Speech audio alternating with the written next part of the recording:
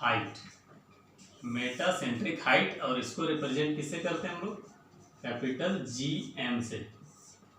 Capital G M is your metacentric height. Means क्या हम अभी बोले? The distance between G is your what? Centre of gravity, capital G, and meta centre of floating body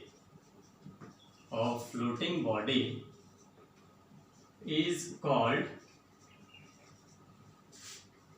metacentric height. Is called metacentric height. Suppose first अभी हम लोग क्या देखे थे? स्टेबल का केस। तो स्टेबल का केस में हम लोग क्या देखे? अभी क्या होगा? स्टेबल का केस में एम यहाँ था, फिर जी था, फिर बी था। तो हमको निकालना है क्या? G M. G M is your metacentric height, distance between gravity and meta centre. तो जी एम निकालने के लिए क्या करना पड़ेगा? B M minus B G. देखो, नहीं करना होगा, हमको चाहिए जी एम। तो बी एम में ये डिस्टेंस में बी जी घटाएंगे तो आ जाएगा जी एम। तो in case of stable this is your metacentric G M. सब में यही होगा, G M is greater than zero, क्योंकि ये जो डिस्टेंस होगा बी एम वो हमेशा बी जी से बड़ा होगा। तो ये जो वैल्यू देगा that will be always greater than zero. Is it okay? बहुत ही आसान है। जो हमारा GM है that is your metacentric height, distance between centre of gravity and meta centre. Stable का केस में यही फिगर था। तो GM क्या होगा? GM BM माइनस BG कर देंगे। तो इन केस जब भी वैल्यू आएगा GM का, इस केस में क्या होगा? स्टेबल में ग्रेटर देन जीरो। सेकेंड हम लोग क्या पढ़े थे? अनस्टेबल। अनस्टेबल का केस में हमारा फिगर कैसा था? अनस्टेबल का केस में फिगर हमारा G ऊपर, फिर M और फिर B। इस केस में GM क्या होगा? भाई BM माइनस BG। जब भी मेटासेंट्रिक हाइट कहीं निकालना होगा तो यही फॉर्मूला लगाएंगे, और लेटर ऑन एक फॉर्मूला अभी मैं और लिखाऊंगा। BM क्या होगा इस केस में? BM कौन है? ये छोटा वैल्यू देगा, छोटा मैग्नीट्यूड, उसमें BG माइनस करना है। हमेशा जो GM का वैल्यू यहाँ आएगा less than zero, means negative value देगा ये GM का। इट मीन्स अनस्टेबल का केस है।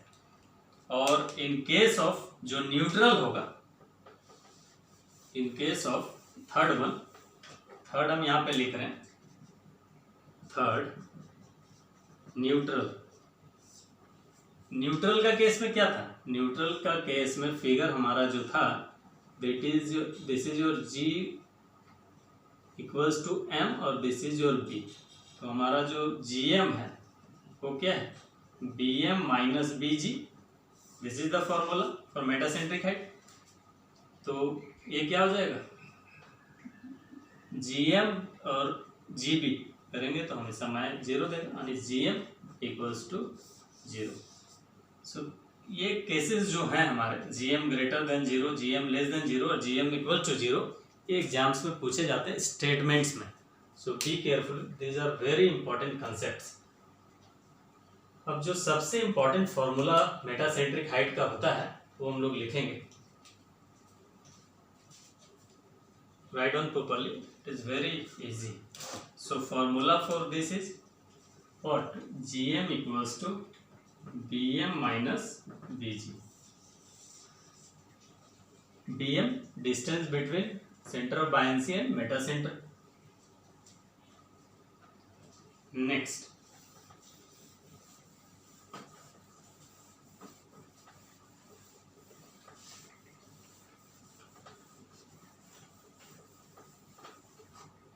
is your the metacentric height centric height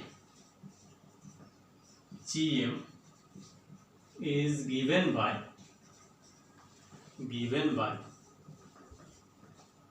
क्या होता है, GM इक्वल्स टू, लिखेंगे, this is very important formula, GM equals to I by this, V को कट करना है और minus of BG,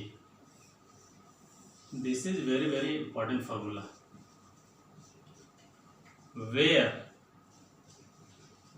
where GM is your what, metacentric height है हमारा, हाइट है तो यूनिट क्या होगा, metre, I is your what, I is your moment of inertia of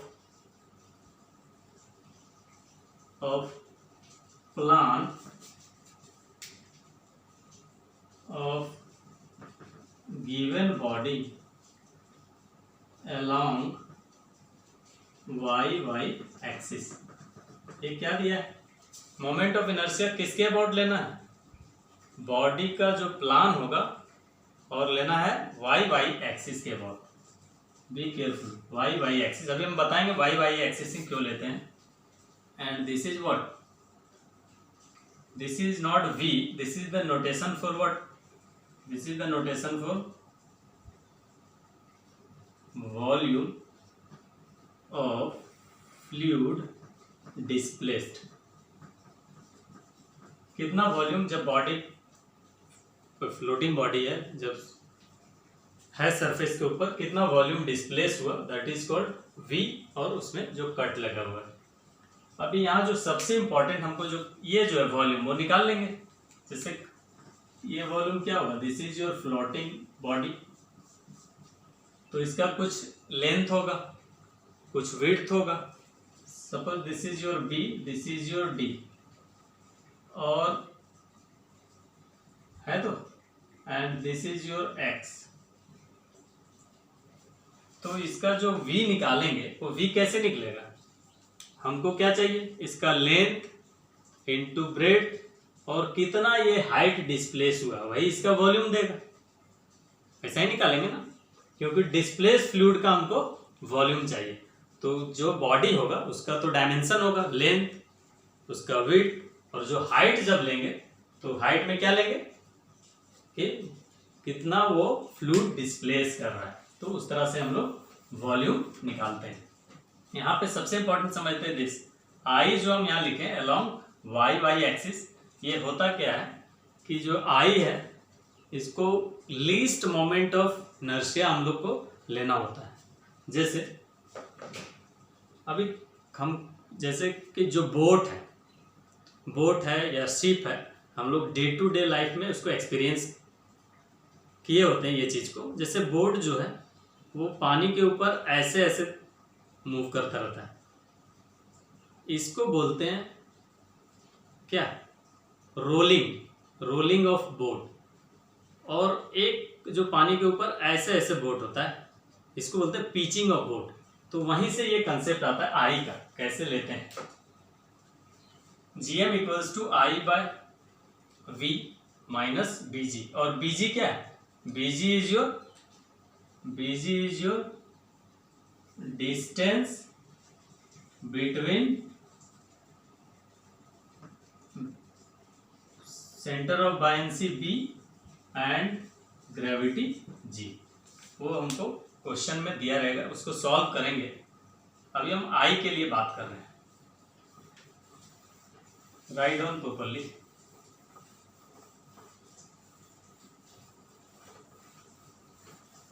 I, तो यहाँ पे लिखेंगे what is rolling and pitching in boat or ship. This is the question, very important question, कि what is rolling and pitching in boat or ship। तो suppose this is your, ये कोई boat ये कोई बोट या ship का plan है। तो this is your axis, this is X, this is X, this is your Y, this is Y. अगर हमारा एक कोई बोट और शिप है, ठीक है, अगर इस एक्सिस के अबाउट ये ऑसिलेट करे तो इसको क्या बोलते हैं हम लोग? रोलिंग। और इसके अबाउट अगर ऑसिलेट करे तो इसको क्या बोलते हैं?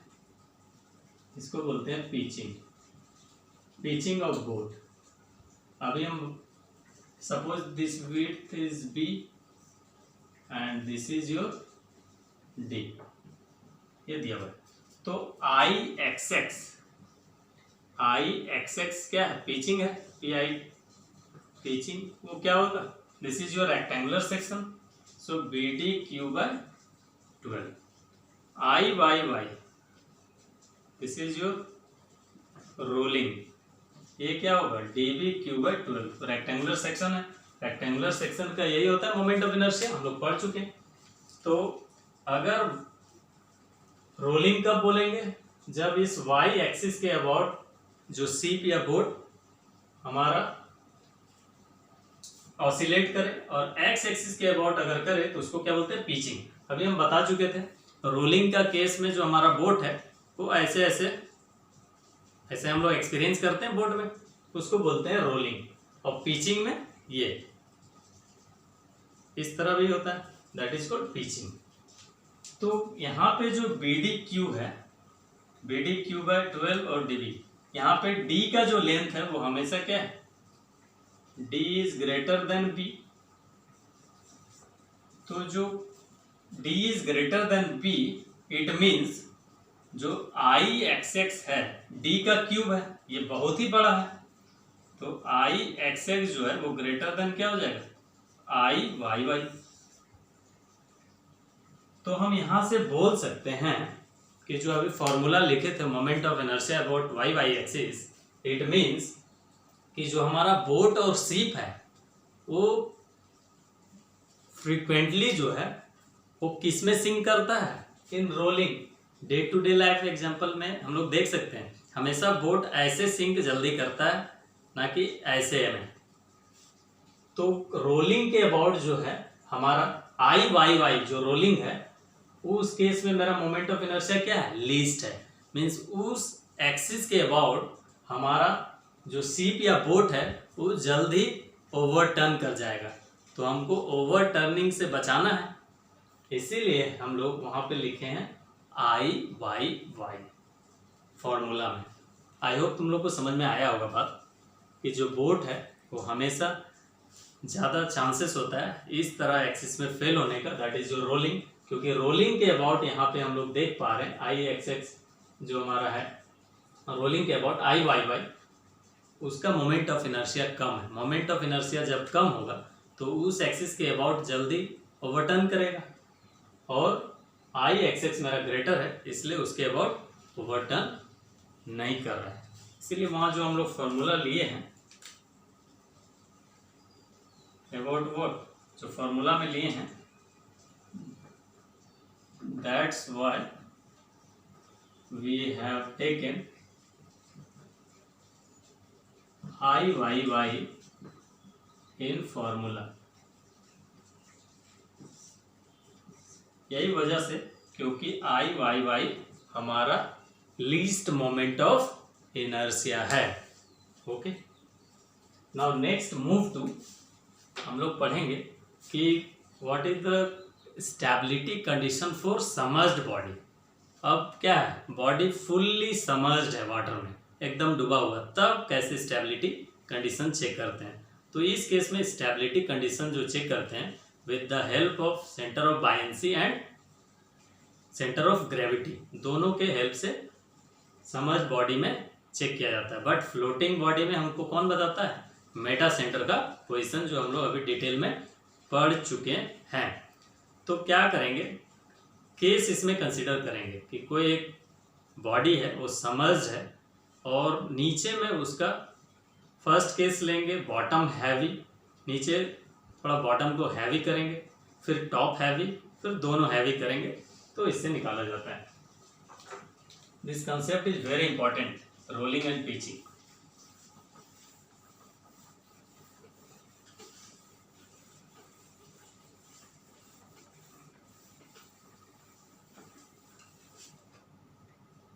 Next,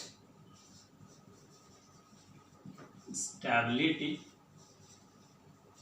condition for fully submerged body. अब बॉडी कैसा है? फुल्ली सबमर्ज्ड है। तो consider case one. Case one क्या है? बॉटम हैवी, मीन्स बॉटम को हैवी कर रहे हैं। For example, this is your water surface और this is what? Normal axis.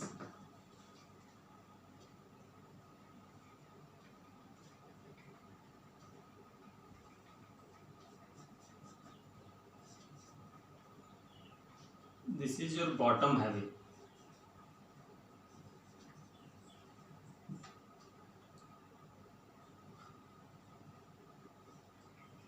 And this is your disturbing couple. ये क्या है? डिस्टर्बिंग कपल है। तो जब बॉटम हैवी हो जाएगा इस केस में, तो जैसे ही बॉटम हैवी होगा तो सेंटर ऑफ ग्रेविटी क्या होगा? उसके तरफ शिफ्ट करेगा। फुली सबमर्ज्ड बॉडी है, जब से इसके तरफ शिफ्ट करेगा तो बी इसके ऊपर आ जाएगा। होगा कि नहीं होगा? अब इसको जब हम बाहर निकालेंगे तो this is your W and this is your F B.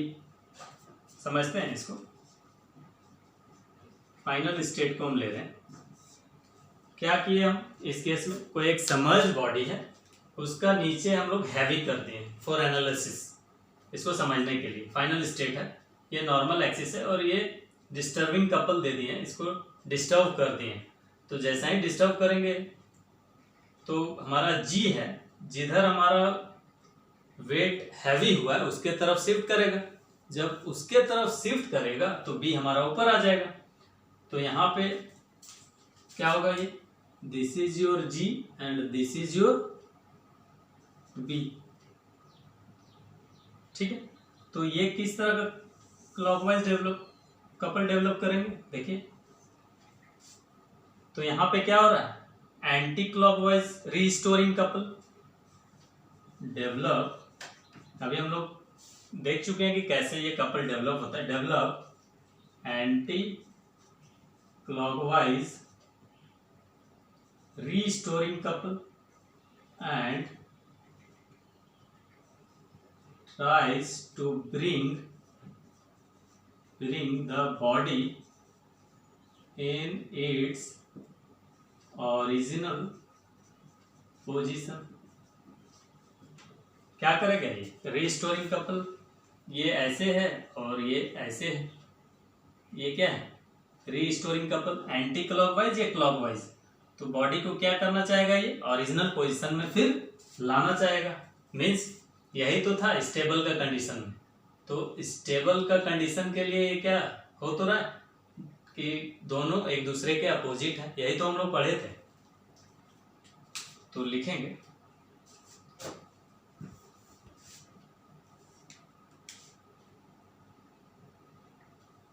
यहाँ पे, लिखेंगे एक line, it is checked with the help of G and B। Means stability of fully submerged body हम लोग G और B के हेल्प से फाइंड आउट करते हैं। तो यहाँ पे जो केस है, this is your one, bottom heavy.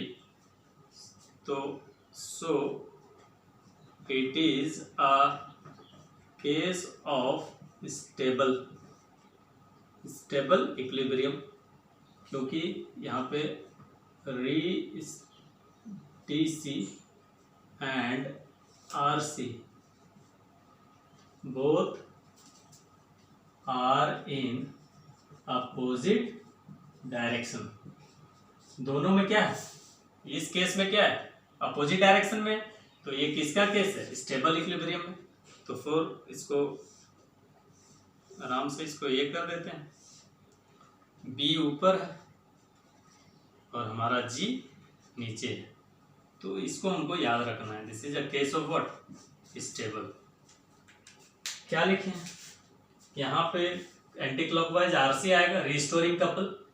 It is a case of stable equilibrium. क्यों, क्योंकि डीसी एंड आरसी एक दूसरे के अपोजिट में है, हम लोग पढ़ चुके हैं। तो स्टेबल में कैसा केस बनेगा, बी ऊपर जी नीचे। अब दूसरा केस हम लोग पढ़ते हैं, दैट इज टॉप हैवी। अगर टॉप को हैवी कर देंगे इस पोर्शन को, तो क्या होगा, जी ऊपर की तरफ आ जाएगा, बी नीचे आ जाएगा। फिर जी ऊपर जाएगा, बी नीचे आएगा और दोनों सेम डायरेक्शन में लगेंगे, रीस्टोरिंग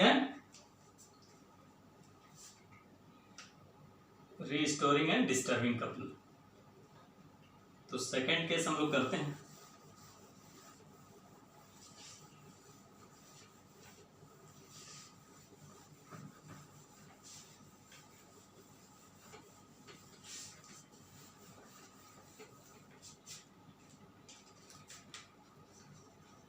केस 2 क्या हो गया, केस 2 है top heavy.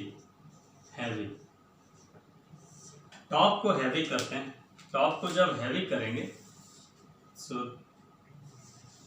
This is your normal axis and this is your disturbing couple. इस पोर्शन को हैवी कर दिए, दिस इज टॉप हैवी। अब इस केस में क्या होगा, जैसा ही टॉप को हैवी करेंगे, हमारा जी जो है इधर की तरफ शिफ्ट हो जाएगा और बी यहाँ पे रहेगा, होगा। तो इसको जब बाहर निकालेंगे तो this is your W and this is your FB। ये क्या है, G है, ये B। सेंटर ऑफ ग्रेविटी जो होता है वो क्या होता है, जहाँ whole mass of body act, तो उधर एक्ट करेगा। जहाँ अगर हैवी और कर दोगे बॉडी को तो उधर की तरफ शिफ्ट कर जाएगा। तो इस केस में क्या होगा, ये देखो क्लॉकवाइज घुमाना चाहेगा। तो इस केस में हमारा जो होगा, क्लॉकवाइज कपल डेवलप्स। क्लॉकवाइज जो कपल डेवलप हो रहा है, this is your restoring couple and body gets overturn. इस केस में बॉडी क्या होगा, ओवरटर्न कर जाएगा, मतलब अपने ओरिजिनल पोजीशन में फिर वापस नहीं आएगा, क्योंकि डीसी और जो हमारा आरसी है दोनों सेम डायरेक्शन में। जब दोनों सेम डायरेक्शन में होता है तो it is a case of unstable equilibrium, जो हम लोग पढ़ चुके हैं वहां पे।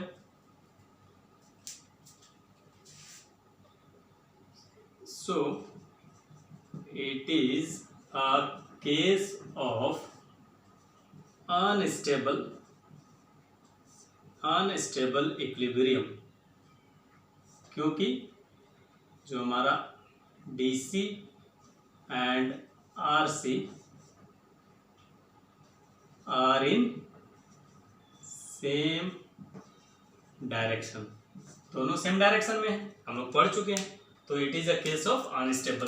तो यहाँ पर फिगर कैसा बनेगा, फिगर बनेगा, this is what, this is your G and this is your B. So it is a case of unstable. इस फिगर को हमको याद रखना है कि अनस्टेबल में जी ऊपर होता है या बी नीचे होता है, क्योंकि यही एग्जाम्स में पूछे जाते हैं। स्टेटमेंट क्वेश्चन ज़्यादा आता है इसमें, और जो क्वेश्चन जनरली बेस्ड होते हैं that is based on Meta centric height, उस पर क्वेश्चन आते हैं इस चैप्टर से। और जितना भी ये मैं पढ़ा रहा हूँ कंसेप्ट, इसमें सब स्टेटमेंट क्वेश्चन आएंगे, करेंगे हम लोग question later on. So this is unstable. Next case हम लोग पढ़ेंगे, दोनों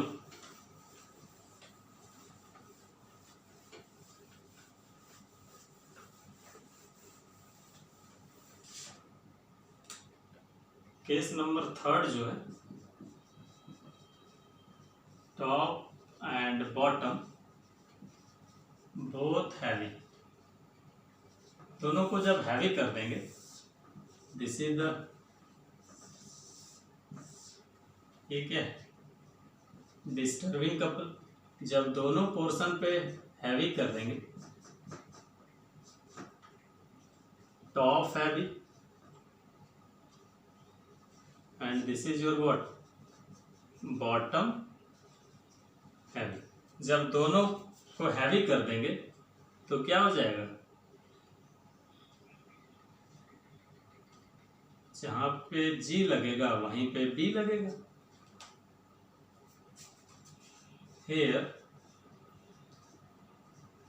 no couple develops and body is in neutral position। यहाँ पे क्या होगा, जब इसको बाहर निकालेंगे तो इसी पॉइंट पे हमारा W लग रहा है और इसी पॉइंट पे हमारा FB लग रहा है, तो इसमें कोई मोमेंट ही नहीं आएगा क्योंकि कोई डिस्टेंस ही नहीं है। तो इस केस में क्या होगा, no couple develops and body is in neutral position. इस केस में क्योंकि दोनों क्या है, सेम हम लोग टॉप हैवी और बॉटम हैवी सेम किए हैं, जितना अमाउंट से यहाँ किए उतना ही अमाउंट से यहाँ किए। तो इसका फिगर क्या बनेगा, इसका फिगर बनेगा क्या, G इक्वल्स टू B। यही तो फिगर बनेगा, G equals to B and this is the case of neutral. So अगर एक जगह हम इसको सम अप करें, बहुत ही आसान है, सेम अमाउंट से हम लोग हैवी कर रहे हैं, अलग अलग अमाउंट से नहीं, तो एक ही जगह पे होगा दोनों। तो इसको अगर stability condition for fully submerge body लिखे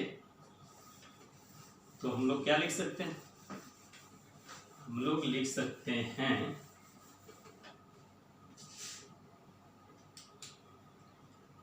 हम लोग फिगर बना लेते हैं।